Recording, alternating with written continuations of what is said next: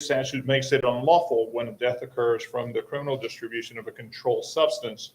The Orlando Police Department will relentlessly target drug dealers. We have arrested 70 so far, if not more, fentanyl dealers. Selling and dealing with fentanyl and killing all the residents in our neighborhoods has taken a lot of lives, especially in Orange County. Just as in this case, many of the victims do not know they are purchasing fentanyl, poison. These drug dealers are either lacing the drugs they are selling with fentanyl to stimulate the addiction and spike sales, or they're simply swapping the drugs for this deadly drug.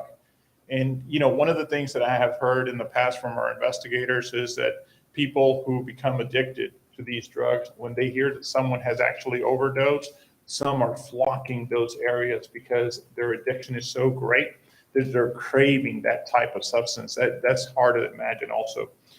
Thanks to the investigative efforts of the Orlando Police Department Overdose Investigative Unit and to State Attorney Monique Worrell, who knows how critical it is to remove these individuals from our neighborhoods, Jose Alberto Gonzalez Delgado is now sitting in jail after he was charged with 3 counts of first-degree murder. This case illustrates the ongoing efforts throughout this year of the Special Enforcement Division's team and their commitment to Operation Good Call, an initiative that just this year has yielded 69 arrests for fentanyl dealers. OPD will continue to collaborate with our partners in the community in our relentless efforts to remove dangerous individuals and drugs from our streets. Now you will hear from Lieutenant Michael Lamfosik, but before that, it'll be Madam State Attorney Worrell who will speak, and then the detective will follow. Madam State Attorney. Thank you so much, Chief Rolón, and good morning. First, I want to start by commending Chief Rolón and the work of the Orlando Police Department in aggressively pursuing the death of the overdose deaths by fentanyl. I met with Chief Rolón for the first time last year when I took office, or actually earlier this year when I took office, and we discussed the fact that these fentanyl overdose deaths were a priority for my administration.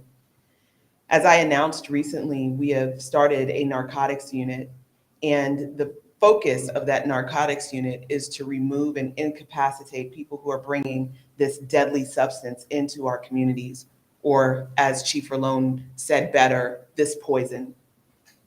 While I cannot discuss the specific facts of this case, it is important to understand that we are committed to ensuring that we stop the overdose deaths by fentanyl in our community, that we protect our community from individuals who are seeking to harm our community for their own selfish gain.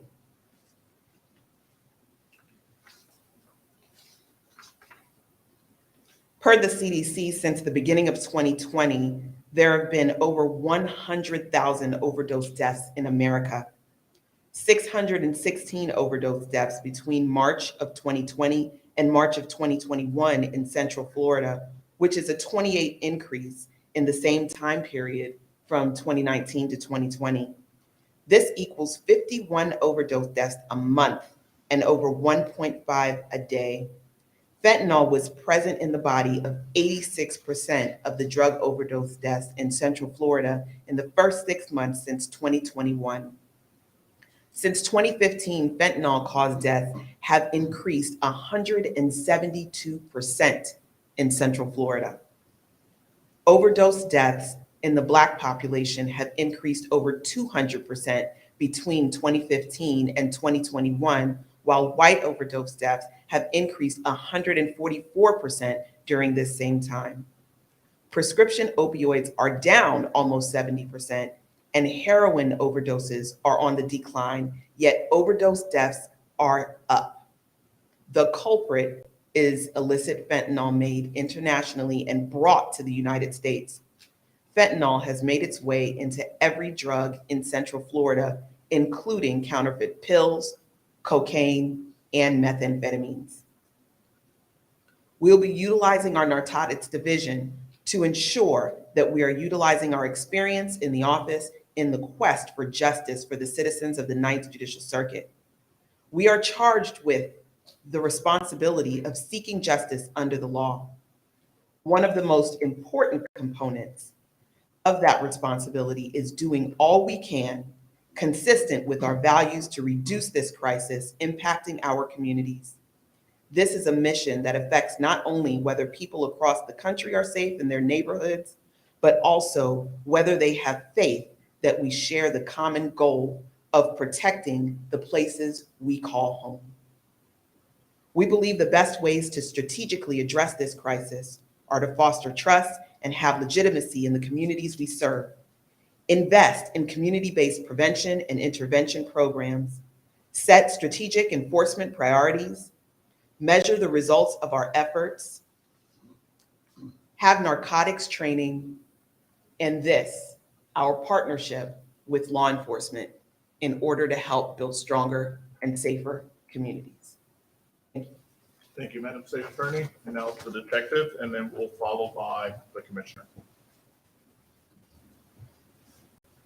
Good morning, everyone. My name is Mike Lamferseek. I'm a lieutenant of our Special Enforcement Division here at OPD.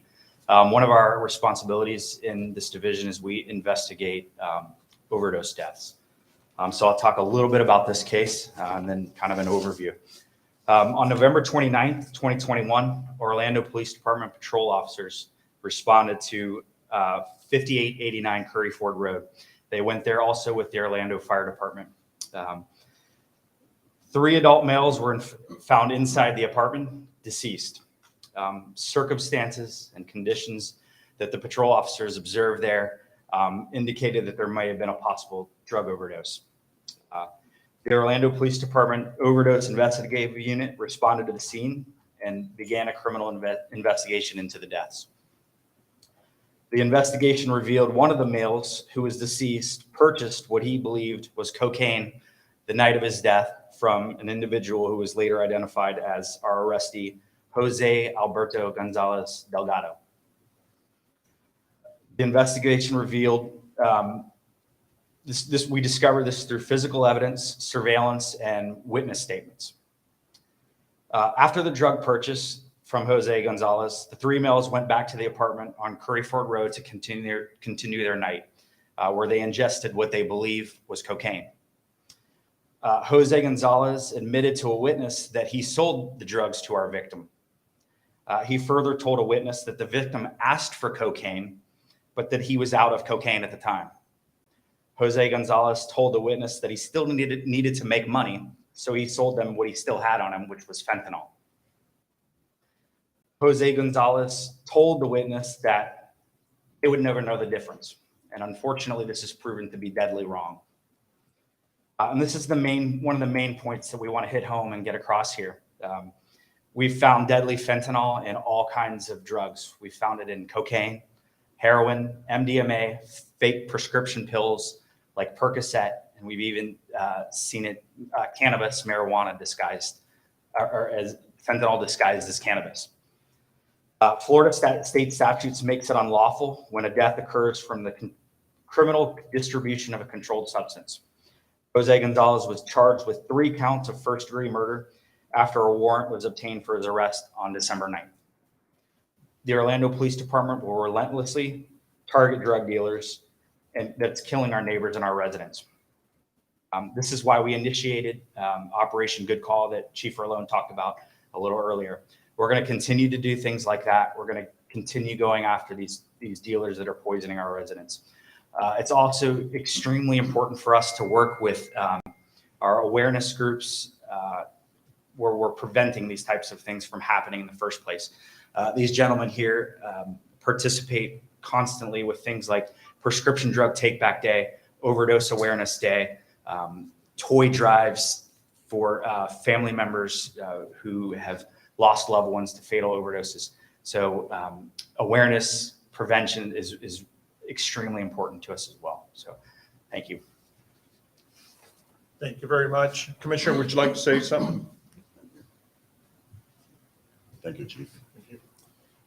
Thank you, everybody.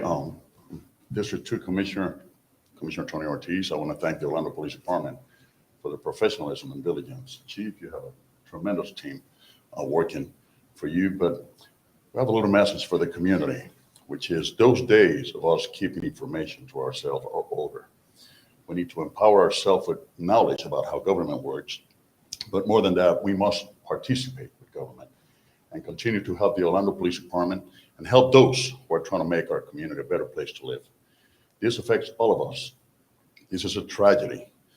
It's a tragedy that comes home, touches our hearts.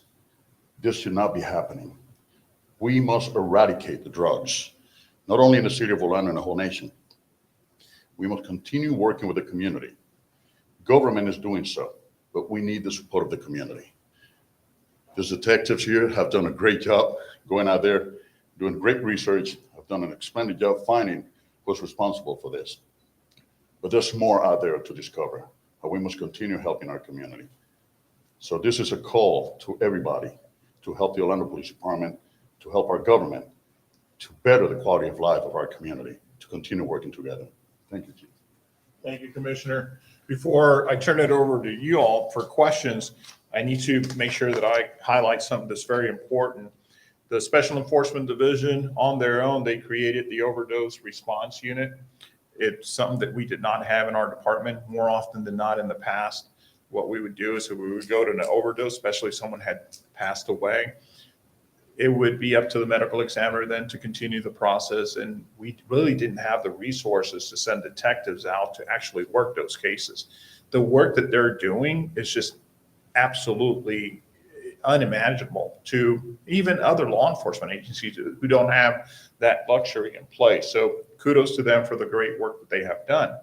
But I also want to applaud Madam State Attorney Worrell. She came on as the new state attorney, and she came with a mission to try to balance the expectations of our citizens, but at the same time, not in any way trying to place some obstacles for law enforcement in order for law enforcement to do our job. So she is dedicating specific staff to work with specialized units such as ours to try to bring these very, very difficult cases to prosecute, to the point where today you're seeing someone who's being charged with an overdose death. That on its own is a very difficult process to explain. But again, thank you for the support that you have given us, the great work that you all are doing out there, making a difference and bringing closure and bringing those responsible for the overdoses to the process of actually being arrested and hopefully successfully being prosecuted. Kudos to you all. Now we'll turn it over to you for questions. For State Attorney Worrell. I'm sorry if I missed this earlier. Since you started this initiative this past year in the narcotics unit, how many people are currently facing charges for murder in situations like this, these kind of charges? So the narcotics unit was started last month. Oh, okay. Correct. Since you started- And this is the first case that has been brought to my office. I mean, obviously, you're setting a strong precedent. Absolutely. Question for the chief or state attorney. How prevalent, or actually the CAT as well, how prevalent is this community where you see people not even trying to purchase opioids and then they're laced with fentanyl, and so you might not be wanting an opioid, but then you're going to get one of those opioids. I mean, how prevalent is this in our community? So I'm going to turn it over to the investigator to talk, but I also want you to I also want you to address some. They set a very ambitious goal when they formed their unit to reduce the number of overdose deaths in the city of Orlando.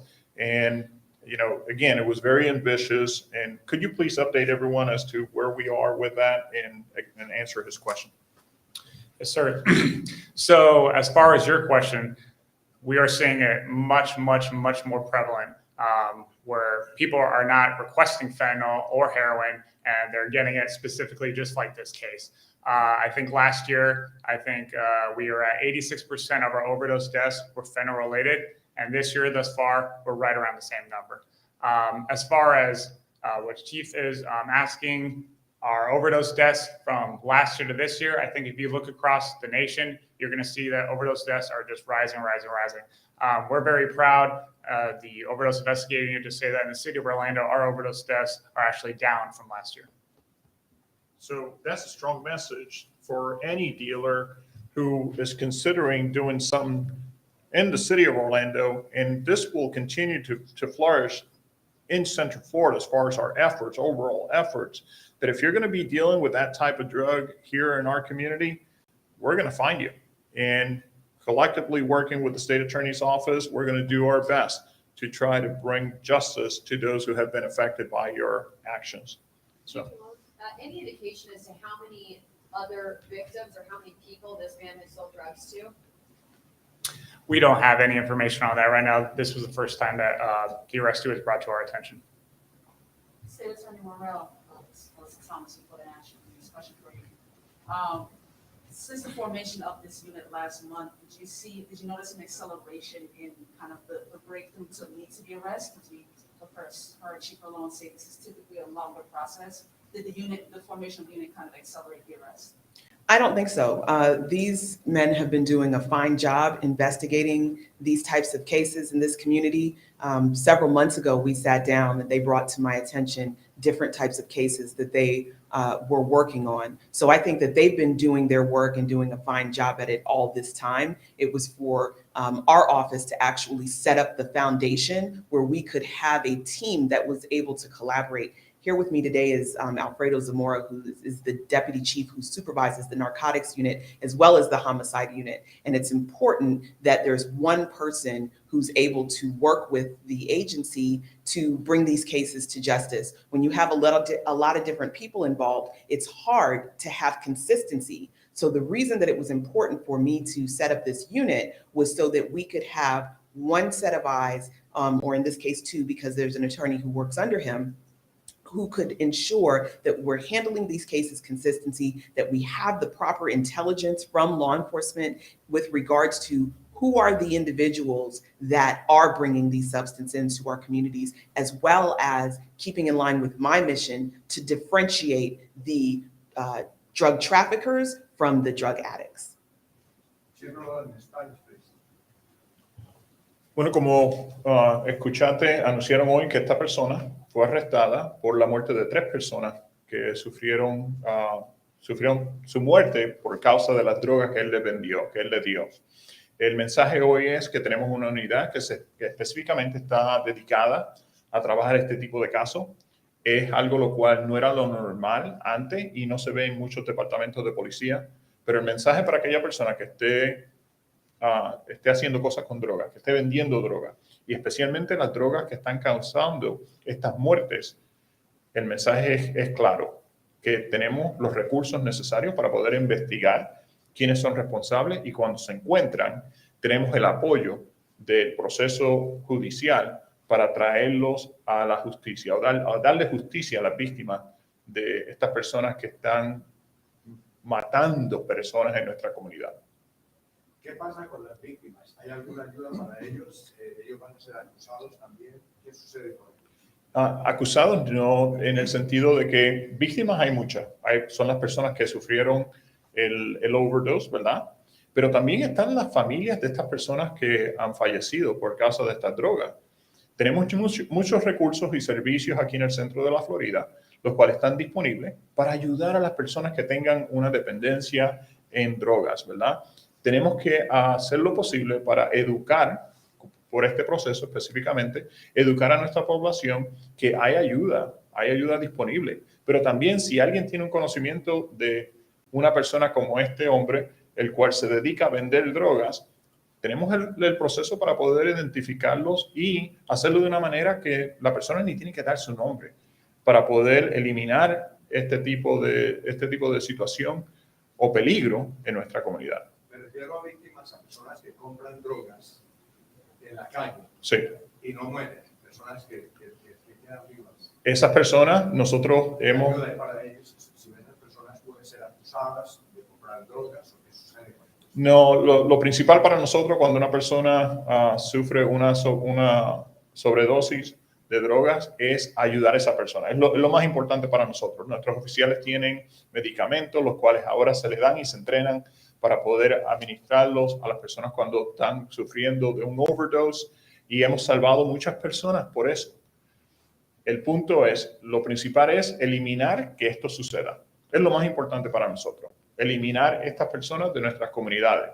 Pero aquella persona que tenga una dependencia de drogas, también hay ayuda para esas personas que pueden obtener y tenemos los servicios necesarios para poder hacerlo. Could you repeat that in English? Because it wasn't a question. Okay, he was asking, so what is there for the victims of overdoses, right? Those individuals who may have come into a situation where they suffer an overdose. Well, for us, the most important thing is to save lives, to make sure that when an officer encounters an individual who has suffered an overdose, we provide them with Narcan. Again, when it comes to law enforcement, they're having to do far more jobs than their job description necessarily call for. We have had a lot of successful saved lives as a result of the investment that our city government has made in providing our officers with the right equipment to provide assistance to someone. But most important, we also need to educate our public that there are services available for those who have chemical dependencies.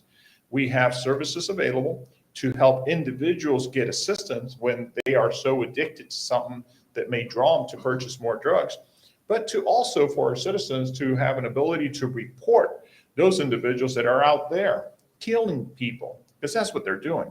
They're killing people. Report them to us. You can do it anonymously where you don't have to mention your name and put yourself out there if you're afraid of that. We have means available to be able to do that. Chief, have you spoken with the families of the 3 victims? I have not. I don't know if if you want to mention some of them. Yeah, that's part of their investigation is they did speak with the families, and that's a big part of Sergeant Mara's job is unfortunately, if they are deceased, working with them through the criminal justice process, things like that. And if our team also responds out to any time an officer deploys Narcan so that they can get them services they need. We work with our new team, our team that we partner with Aspire Health, where we can do referrals to them as well. What have they said to you, regarding the deaths? I mean, this is something that could have been prevented. Yeah, and I absolutely, and I don't want to have this come across as that we're downplaying the fact that cocaine is not as dangerous as fentanyl. It certainly is, but the point here is that what people are purchasing oftentimes is not what they're asking for. And then, State Attorney Monique Worrell, if you could talk to, for those watching at home, that see this 3 counts of first-degree murder for this man, what kind of penalties is that if he's prosecuted to the fullest extent of the law? Well, for first degree murder, after trial, it's life in prison. So that would be 3 consecutive life sentences if he were convicted at trial. How confident do you feel prosecuting this individual? Well, I can't speak to the facts of this specific case. We don't talk about ongoing investigations. So I can't unfortunately answer that question. So the one thing that I'll finish in the last question reminded me that it's important to say this. For anyone out there who's using recreational drugs, think about this. Many of these individuals selling these drugs are now lacing those drugs with fentanyl.